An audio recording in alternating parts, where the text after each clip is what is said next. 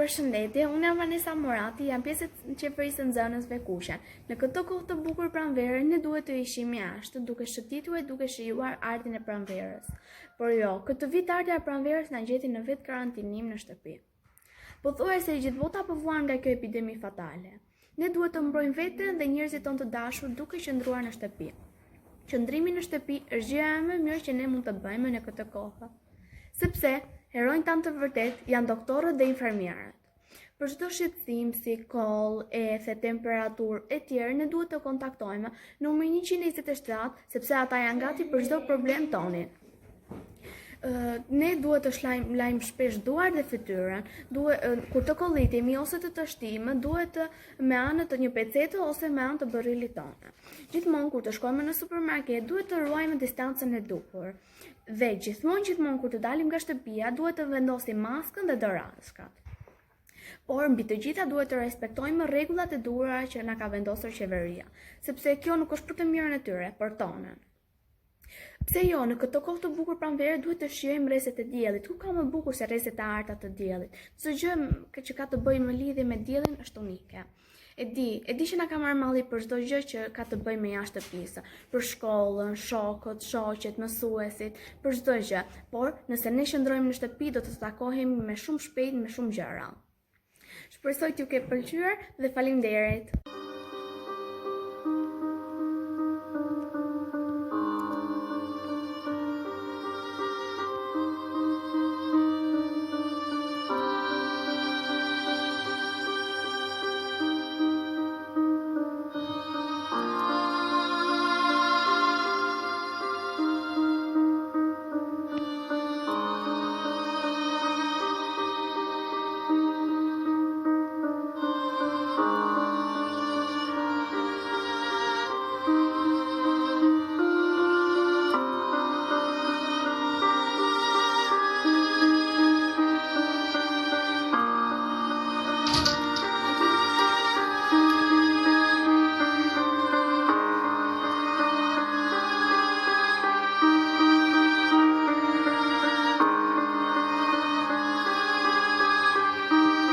Përshëndetje të gjithëve, shpresoj të jeni mirë, me shëndet dhe vetë bashkë me familjet tuaja.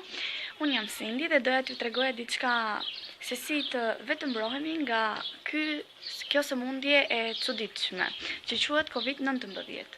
Shqipëria ka disa javë që ka këtë sëmundje, gjithashtu shumë njerëz janë të infektuar dhe ne duhet tani nuk është koha që ne të mërzitemi apo të qajmë, ne duhet të kemi besim dhe të përkushtohemi në gjërat që të tjerët na thonë. Për shembull për masat që duhet të marrim. Nuk duhet të dalim shumë nga shtëpia. Vetëm në raste emergjence si të shkojmë në supermarket, të shkojmë për farmaci për të blerë ndonjë gjë e të tjera. Nuk duhet të takojmë shumë njerëz, nuk duhet t'i përqafojmë ata, nuk duhet t'i përqafojmë ata apo t'i takojmë me duar, se qofshin ata edhe të afërmit tanë. Një gjë tjetër është se edhe qofse ne mund të flasim me dikë, duhet të rrim 1 deri në 2 metra larg. Të respektojmë masat që na thon doktorët. Duhet të ham sa më shumë ushqime me vitamina C. Unë jam Eralda dhe që të flas pak për situatën që ne ndodhemi dhe për masat që duan marrë ndaj virusit COVID-19. Pra, siç e dim, ky virus ka prekur të gjithë botën dhe ka një rrezikshmëri të madhe ndaj njerëzimit dhe të gjithë po bëjnë një luftë në vetë kundrejt këtij virusi.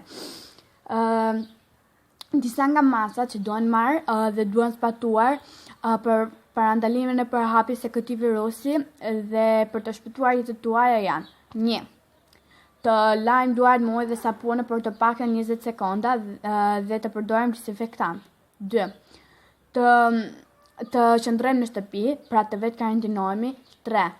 Të mos prekim me dorë hundën, syt dhe gojën. 4. Të përdorim masat mbrojtëse, pra dorezat dhe maskën kur dalim nga shtëpia. 5. Të marrim sa më shumë vitaminë C. Dhe Përshëndetje, unë jam Rinau. Vendi ynë ndodhet në një periudhë krize këtë kohë për shkak të virusit COVID-19 dhe ne duhet të marrim një sër masash përpara ndalimit të këtij virusi. Si fillim, duhet të evitojmë daljet në vendet publike. Në momentin kur do të lajmë duart për rreth 20 sekonda, kur do të shtim do të vendosim për rrymë përpara dhe do të eliminojmë takimet me persona të cilat kanë simptoma të këtij virusi. Përshëndetje, unë jam Gloria. Të gjithë e dim për situatën që ne ndodhemi, që vendi ynë është prekur nga virusi më i ri COVID-19 dhe doja të flisja rreth masave që duhet të marrim për të parandaluar virusin dhe për të mbrojtur. Ne duhet të përdorim maska dhe doreza mbrojtëse kur dalim nga shtëpia, të lajmë duart me ujë dhe sapun për të paktën 20 sekonda dhe të përdorim desinfektant.